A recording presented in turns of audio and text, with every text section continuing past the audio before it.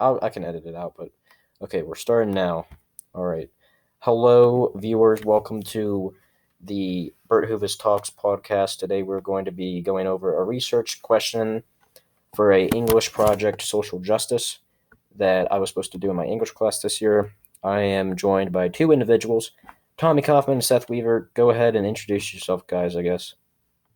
Hi, I'm Seth Weaver. I'm in 10th grade along with John, and we all three actually run cross country for Indiana. All right, Tommy. Yeah, I'm Tommy Kaufman, and I'm in 9th grade, and I run cross country with John and Seth. All right. So, yeah, thanks for joining me today, guys. We had a bit of some technical difficulties yesterday, and didn't go as planned. But we're gonna try to the best of our abilities to get this finished today. But we're gonna start with the question here. And the question is, what consequences has hate speech had on growing nationalism in American society, and how does the First Amendment protect the legality of this type of speech? So the question itself is based off of the growing amount of nationalism, but primarily because of the consequences of hate speech.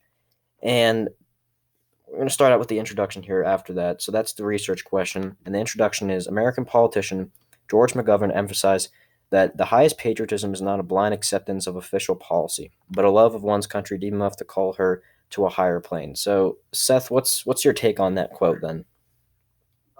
Yeah, I think just like McGovern says, it's not like blindly accepting, but it's knowing the history of one's country and a deep love for that country, and knowing that it's just founded on good values, and that those are still living out today. Yeah, definitely. I feel that this I don't know which political affiliation that George McGovern is or McGovern is part of, but whichever it may be, he's telling the American people that highest patriotism isn't just being an American citizen or just, I guess, advocating for certain ideals that may be questionable, but maybe criticizing your country in a way that's not harmful but will advance the American society to a higher plane, like it said. And Tommy, I guess what's your take on that quote then? I feel like McGovern is basically saying that patriotism is on another level. Yeah. Of really words like that. I mean, I think in this quote it really puts itself above words like nationalism, stuff like that, because of just it's not a blind acceptance of official policy. It's just the love of one's country. Oh yeah, definitely. Yeah, that's definitely a good quote that sort of I guess frames this paper and the what we're trying to answer here. But we're going to move on to the next topic here, and it's hate speech in American society.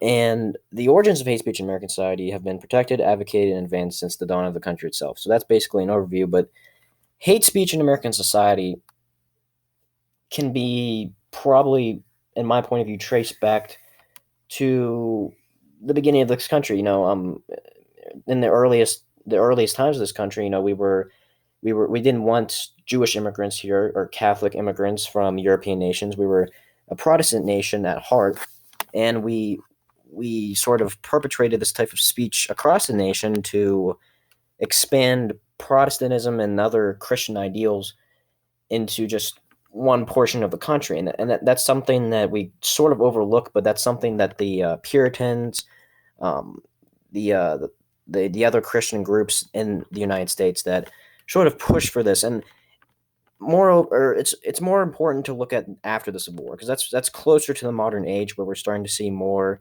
growing hate speech. And I guess, Seth, do you see anything after the Civil War that might have, I guess, perpetrated hate speech more in American society?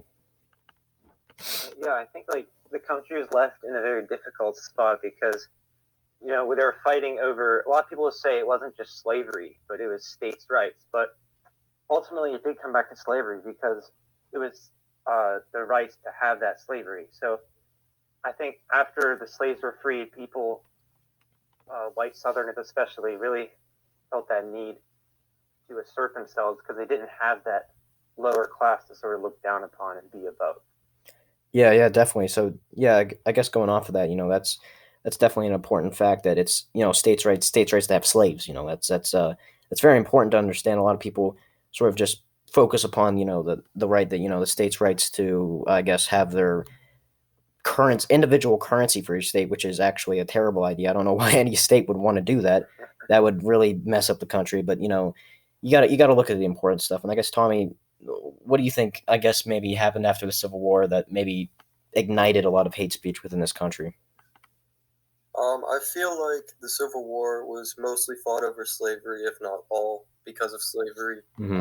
And I feel like after the Confederates lost the war, Southerners, especially white male Southerners, really had something like to be mad about and like want to hate. And I feel like that really ignited hate speech against Hmm. African Americans, different races, different skin colors. Yeah, Yeah, yeah, definitely. I definitely yeah, agree with that. And I think that, I think even after the Civil War, we even saw some of the African Americans actually ascending to political leadership in the South, and then after the grandfather clauses and the other attempts by the South, and unfortunately, it did work to sort of suppress this African American leadership in these southern states. And I guess we'll move on to the next topic here, but I actually just want to touch on the hate speech in American society, but the one factor of sort of the Espionage Act of 1917, which this deals more with the issue of freedom of speech, and sort of what it is 1917. The Act 1917 prohibited Americans from criticizing World War One and the United States' involvement in World War One. And I think it's important to also understand that any wartime president is given substantial powers, more powers than or I guess any ordinary president would be given during peacetime. And a lot of what you saw in this legal case was, um, I guess, different men were judged, and then they were sent to jail for criticizing World War One, which it's just quite hypocritical that in the past, or I guess it was, I think 20 years after this, another court case. Let me see here. I think it's Brandenburg v. Ohio was a United States Supreme Court case that upheld the First Amendment rights of the KKK. And that speech was actually inciting violence, but they still upheld the First Amendment. And then we go back to the Act of 1917, and then this Supreme Court case which upheld this act. I mean, it's really hypocritical that the KKK should have more, I guess, I don't know, power or whatever compared to the uh, the individuals criticizing the war, because that's something that as American citizens we have a right to do. I mean, we saw it, in the Middle East. The people around the United States were criticizing the America's involvement in the Middle East after 9/11, and that's something that I think we take for granted. But I guess we'll move on to the next one here. I just wanted to touch on that briefly, but nationalism on the rise. So I guess Seth, whenever you think of nationalism, what comes to mind? Yeah, I remember learning about this actually last year in a class, civics it was, and learning the difference between nationalism and patriotism. And it was really then that I began to understand. Like, I never really understood what nationalism was, but I realized that it was like sort of just a negative thing in that it was putting yourself above other countries and Hmm. thinking that you're better and like spreading those values, while patriotism is sort of like I think they both have the love of one's country, but patriotism has the lack of what nationalism does and how like the hate that it spreads. Yeah, yeah, definitely. I definitely agree with that too. Tommy, what's your take on that then? Nationalism versus patriotism. I'm actually in civics and government right now, and we actually just started that topic. I feel like Seth hit it right on the head with Hmm. just the differences, what each term means. I really, really agree with Seth's statement. I could have said it better. Yeah, yeah.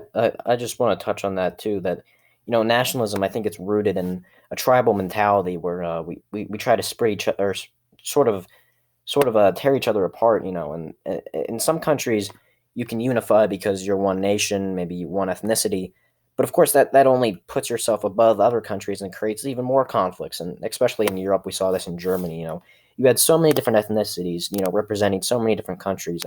We had Spain, France, Germany, Italy. You have all these countries perpetrating that their ethnicity or their race is superior to the other, and that can, of course, create many problems. But then you look at countries like the United States, that's very, very diverse, and we have we're a special country because I think we take the good qualities of nationalism, and then we sort of take the bad qualities out, and then that sort of creates patriotism, and that's sort of an American ideal. And when you go around America, you see a lot of flags, you see a lot of United States flags, and in countries like Germany, France, you don't really see that because if you think about it, that happened 50 years ago, and then some crazy guy tried to take over the world, in World War II. That's sort of how it happened, and they thought that they were superior, but then in the United States, it's sort of saying that patriotism is not a blind acceptance. It's holding yourself to a higher standard, but also uplifting the diversity in your nation. Not under an ethnic, superiority or an ethnic hierarchy than what it is in Germany or wherever that was, when in whichever European country you're thinking of. But nationalism on the rise. I think it's also very important to understand that nationalism, it's really been on the rise lately. And I guess, Seth, have you seen any nationalism maybe in your community or maybe in the country itself? Have you seen that at all? Um, yeah, I would say with like certain people like saying how like we just need to close off our borders and like this is a country just for us. But I think America was founded with the concept of America Hmm. allow that because it's a place where people can come and sort of have the American dream. Although I know the American dream sometimes gets like it's like this perfect thing, although it still has flaws. But I think America still has that opportunity that should be available for people. Yeah, that's definitely an issue, especially right now. Tommy, what's your take on that? Then if you've seen any nationalism maybe in the country, politically, socially, or really just in your community at all? I was just gonna say immigration as well. Hmm. As far as I know, I don't really watch the news that often. Yeah. I try to stay away from that as much as possible. I don't know. Yeah, I would agree with Tommy. Oh yeah. I'm sorry, what? Oh, I was just saying that I agree. Yeah. Yeah, I feel like that's the main topic. Yeah. As far as Yeah. I know. Yeah. I think that can be sort of it can be a difficult issue, because if you look at immigration, we want every single citizen or not every single citizen, but every single immigrant from other countries. That's what makes us stronger than other nations, in my opinion. I think diversity makes us stronger. But then we have to look at the other parts, because it's economic conservatism is another one. Do we want more immigrants because of it might cost more taxpayer dollars, and then you look at that issue, and then that it just becomes very, very complicated and complex. But if we think about it, if we did let more immigrants in, that would, in my opinion, I think that would make us stronger as a nation, both economically and socially. And Yeah, and yeah. I agree. I think the past also backs that up. Like America is a melting pot. It has whether it's Irish, Italian, German, all Mhm. these cultures kind of blended together, and that's what really made America like that's part of what makes America great today. Yeah, and I think it's also sort of, maybe it's not. I know there are definitely some people in our generation that might be a little bit, I guess, angry at the rising diversity, but I think it's more of the older generation that's a bit concerned, which is definitely a weird word when you're looking at diversity. Why would you be concerned Yeah, about that? But I think it's them trying to conserve many ideals that they had, and maybe they might feel a bit uncomfortable, and that's sort of, I guess, maybe an issue for them, but not so much for us because we're used to that. yeah, Yeah. So nationalism on the rise. I guess we just touched on that, and then we'll move to the next one here: nationalism versus patriotism. So it's really it's really hard to understand the definitions between the two because they have a lot of similarities, I think. And I think patriotism, like I said before, takes all the good qualities of nationalism, or if there really are. I mean, there's some, but not as much as you would think, and then they take most of the bad out, or not most, but all of the bad qualities out, and then you have patriotism. So, do you see maybe other countries maybe have this ability to block out nationalism and sort of rise to the occasion, and maybe, I guess, advance towards patriotism? Do you guys think of any countries that come to mind, I guess, except for the United States?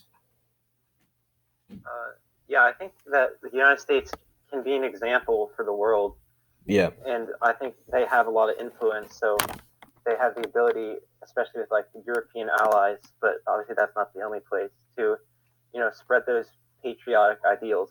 Mm-hmm.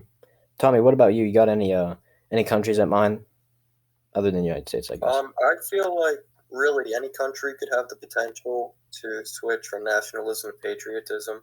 Mm-hmm. That's coming from somebody from the U.S. I mean, Yeah. really here, I mean, you're at least to me, I was taught to believe that really anything has the potential to be whatever. Mm-hmm. And I feel like really, if any country tried hard enough, they could convert their nationalism to patriotism. Yeah, I think it's also really, really important to understand maybe that each country, it's not a bunch of robots. We're people, we're human beings, and as long as we're brainwashed, especially not us because we're under a democratic society, we're educated, we have the freedom to enjoy these qualities of life that other countries might not have. So if we're thinking about other countries, like Brazil, or not Brazil, but China, Russia, countries like that, they don't have the same opportunities, but I think it's up to our generation and, as younger Americans to maybe spread the word, whether it be through social media or other ways of communication. We can communicate our lives and show them, hey, this democracy thing, it's not so bad, compared to working 7 days a week in a factory and not seeing your family in China.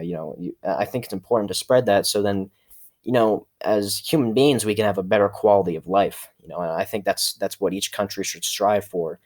But I think it's also controlled by sort of higher, more financially well off people in those countries. It's hard to switch the mindsets of people that have been brainwashed. I guess an extreme version or an extreme example of this would be North Korea. You take a North Korean, you won't be able to persuade him in just about anything because his whole life he's been indoctrinated to believe certain beliefs. And I think as Americans, we have this ability to maybe think outside the box and be unique as individuals, and I think that's sort of the beautiful thing about the United States compared to other countries. Yeah, I agree. And I also think, along with immigration, it's important to understand that it could be a difficult thing. Like, yeah, we want to spread this patriotic message, but sort of like with Vietnam and like communism, Mm-hmm. like I think it can be our place to step in and stand up for good, but it can also kind of just escalate things. So it is a difficult issue. Yeah, I think it's sort of hard to understand whether we take the diplomatic option rather than the I guess the physical confrontation between two countries. And I think once we advance, past war, because in my opinion, I think our civilization should be past that. I don't think there's any need for that, especially in today's world. Yeah, for sure. Yeah, and I think it's just important. Maybe we use something else to persuade. Whether it be not necessarily a bad thing like war, but we could maybe use maybe a good option, like I guess through communication, through talks diplomatically with the leaders of the country. It's definitely a complex issue, and it's hard to solve this issue because of the I guess the lack of communication. We're separated by an ocean between other nations that are across continents, and we don't have the ways to see them physically. But I think with the technological advancements, we can help them sort of indoctrinate patriotism through social media and whatnot. But I guess we'll move on to the next topic here, the future of American democracy. And this one's a very important issue, I think, definitely in today's world with so much political discourse. But I feel that, or I guess I just want to ask you guys, have you seen maybe anything that you might feel threatened or maybe a little bit scared, in today's world, like especially in the United States? Like, anything that makes you scared politically, I guess, in our nation. Yeah, I think sort of a recent issue has been like mass shootings, and I feel like Mm-hmm. that's a really scary thing, and that can involve, like political, like how you ally yourself with a political party or whatever. And Mm-hmm. another recent thing has been Asian hate, and I think the shooting at the spa. It's just a really scary thing that we really need to address and know that America has issues that we need to solve. Yeah, yeah, definitely. Tommy, what's your take on that then? The shootings, I guess. I agree on Seth's issues. Hmm. Yeah, yeah. I definitely agree with both of you guys. I think it's sort of that hate that's been indoctrinated in our society, and we saw it with our own two eyes. That people around. I'm not sure about the details about the shooting. I know that it maybe had to do with that Asian hate, and it's been going, spreading throughout the country. I've heard of other incidents, of course, that in New York City or wherever it may be, but I think that's something rooted in our society that we have to solve, and it's going to take all of us to do that. And I think another one is sort of the Capitol riots. I think that's maybe a good example of patriotism versus nationalism. And a lot of these people, they stormed the Capitol. And this is a very significant issue because this was never done in American history. And you saw those people, and the hypocrisy was sort of insane. Like, it was insanity. They supported the police, and then they're killing police, and it's just they don't know where they're at because they're brainwashed by all of this nonsense going around the globe. And I think as long as we can educate these people, mass shootings, or whether it be an example like the Capitol riot, I think we can stop those. So I guess Seth, what's your take on the Capitol riots then? Yeah, I think that was a really scary, like shocking. Like I never thought, even in my lifetime, I had witnessed something like that. Yeah. Just that it was literally like it could have been a lot worse. If you think about it, like they Hmm. evacuated the Congress, but I'm just thankful that, well, obviously there was property damage, but and lives were lost, but it could have been a lot worse. So that was definitely really scary. Yeah, I think this is like a perfect example of whether it be hate speech or not. That's your opinion, but it's a perfect example of what human beings can do when they've been indoctrinated in type of speeches like this, and they're spread instead of patriotism, which is holding yourself to a higher standard. And in my opinion, being a man, you don't want to take a fit, and you don't want to violently attack people. That's what babies do. Men stand up Yeah, and they have civilized conversations with each other. They don't attack our society. They don't attack our institutions. And that's definitely that hurt my conscience, definitely seeing that. I guess, Tommy, what's your take on that then, the Capitol riots? Just like you two, I was extremely shocked whenever I heard about the riots. Mm-hmm. I feel like one of the main parts of riots and all the shootings that have been going around are the political parties, Mm-hmm. and just how some people are so divided that Yeah. like they can't even talk to somebody that's from the political party that they're not in. It's just Yeah. I feel like that's one of our main issues in our country. It's just the tribalism that have been Mm-hmm. like made by all these political parties. yeah, I definitely agree. Like the political parties and the hypocrisy that goes along with it. Yeah. Like John mentioned with the hypocrisy, like they're always like blew up the Capitol insurrectionists. They're like, oh, Blue Lives Matter, and then they killed a cop. Like, how Yeah. more hypocritical can you get? And also, I think like if there was a Black Lives Matter protest, all those people, the insurrectionists, would have been hating on it. So there's hypocrisy all over the place. Yeah, I definitely agree with you, and I think it sort of starts with us. We have to look at each other like human beings, and we have to be decent to each other. I don't think we have, we're. I think the pandemic has definitely, added to this. We're stuck behind, our screens, For and we're sure. we're locked in our houses, and we're just, especially with social media sites like Facebook, they're very divisive. You're the whatever the program or whatever they actually, they're telling you to join these other groups, follow these people that have the same ideas. And if I were to ever join that, or get into that. The Facebook, I don't think I would ever get into Facebook, but that's just a mess all around. But I would try to listen to other people that have different political opinions than mine, and I think that's where it starts. We have to be able to talk to each other like decent human beings, and we also have to find a plan or make a plan to sort of help this nation, you know, whether it be financially because of the pandemic, but also because of, socially the nationalism in this country, I think. But that's sort of my take on it. I guess you guys have any last I guess last things to say, when we're wrapping this up right here, but anything to say? Sure. I think how you mentioned the political divide, and I think we have to be careful with social media. You mentioned and Facebook, especially how they're collecting data about us and they're using it against us to, hate on the opposite political party or just.